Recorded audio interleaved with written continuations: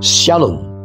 Kesempatan ini saya berbagi dari Filipi 1 ayat 29 sampai 30. Demikian firman Tuhan.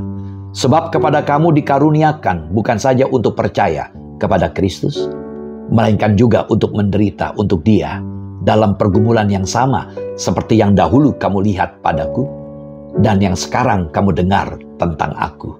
Amin. Menarik, saudara. Dikatakan, ya, sebab kepada kamu dikaruniakan bukan saja untuk percaya kepada Kristus, melainkan juga apa?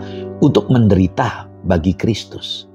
Nah, saudara, ada dua hal yang menarik dari apa yang kita baca ini. Pertama, penderitaan demi Kristus adalah karunia, saudara.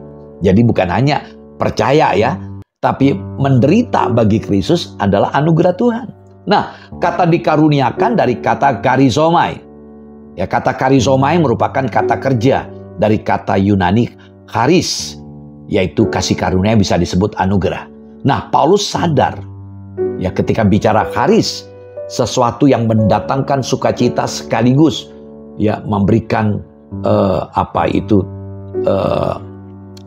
kepuasan dalam hati ini, itu anugerah. Nah, jadi Paulus sadar panggilan untuk menderita demi Kristus adalah panggilan mulia, saudara. Menderita bagi Kristus.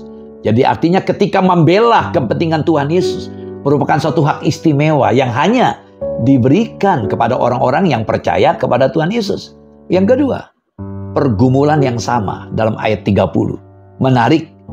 Tadi dikatakan ya, ayat 29 saya baca ulang sampai 30. Sebab kepada kamu dikaruniakan bukan saja untuk percaya kepada Kristus, melainkan juga untuk menderita untuk Dia dalam pergumulan yang sama seperti yang dahulu kamu lihat padaku dan yang sekarang kamu dengar tentang aku. Menarik, pergumulan yang sama. Ada kata pergumulan dalam teks bahasa Inggris diterjemahkan konflik. Dalam bahasa Yunani dari kata agon, berarti penderitaan yang mendalam dengan yang dahulu dialami oleh Paulus. Kalau kita lihat dalam Kisah Rasul 16, dia di penjara, bahkan dia disesat, dianiaya. Dan yang masih dia alami sekarang karena dia sedang ada dalam penjara. Jadi, saudara, Paulus mendorong jemaat Filipi untuk tetap hidup sepadan dengan Injil.